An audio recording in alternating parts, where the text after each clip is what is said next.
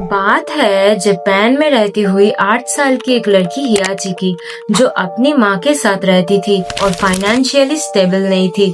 School में उसकी friends उसे बहुत बुली करते थे, इसलिए वो हमेशा अकेली अपनी डॉल साकू के साथ खेलती रहती थी। एक दिन उसके फ्रेंड्स उसे फिर से बुली करने आए।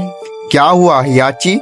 डरो मत, इधर आओ, चलो हम एक साथ खेलेंगे। हियाची को पता था ये सब नाटक है, तो वो इसलिए घर से बहुत दूर भागने लगी। अरे कहाँ जा रहे हो? रुको, उस पेड़ के सामने मत जाओ, वहाँ जाना मना है। दौड़ते दौड़ते हियाची एक जायंट पेड़ के पास पहुँच गई। जब उसने पीछे मुड़कर देखी तो उसके फ्रेंड्स पेड़ के पास आने से डर रहे थे। सब कह रहे थे कि ये पेड़ एक कर्स पेड़ है और यहाँ आना मना है, लेकिन हियाची ने उनकी बात नहीं सुनी। उसे लगा ये भी उसे डराने के एक झूठ है। तो जब सब चले गए तो वो पेड़ के नीचे बैठ गई और वही सो गई।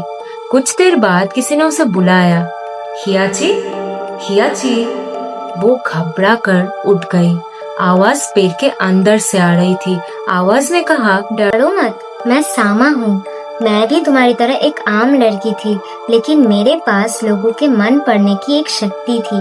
तो गांव वालों ने डर के मारे मुझे इस पेड़ में कैद कर दिया था। तब हियाची ने पूछी, तुम मेरे नाम कैसे जानती हो?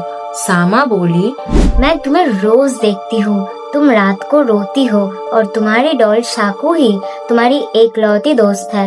ये सुन के हियाची की आंखों में आंसू आ गए, क्योंकि पहली बार किसी ने उसकी इतनी परवाह की थी। अब बातें चलते वक्त अचानक किसी ने हियाची को बुलाया। कहाँ थे तुम लोग और उस पेड़ के पास क्यों गए? तुम्हारे दोस्त ने मुझे सब कुछ बताया। फिर कभी उस पेड़ के पास मत जाना, वरना पनिशमेंट मिलेगा। ये सुन के हियाची वहाँ से चली गई, पर उस दिन के बाद वो रोज छुपके सामा से मिलने लगी। स्कूल की बातें, अपने दुख, सब कुछ उसे शेयर करती थी। धीरे धीरे वो सामा पर खुद से भी ज्यादा भरोसा करने लगी। एक दिन सामा ने कहा, काश मैं तुमसे मिल पाती, लेकिन ये मोहर मुझे बाहर आने ही नहीं देती। हियाची बोली, तो मैं अभी ये मोहर हटा देती हूँ। सामा ने माना भी किया था, लेकिन हियाची को लगा लोगों की तरह ये भी झूठ बोल रही है। उसने मोहर को खींचकर निकाल दिया। अचानक तेज से हवा चलने लगी, पेड़ जोर जोर से हिलने लगा और जमीन कांप उठी। अगले ही पल पेड़ के अंदर से काली धूल निकली और 2 लाल आंखें चमकने लगी। सामा?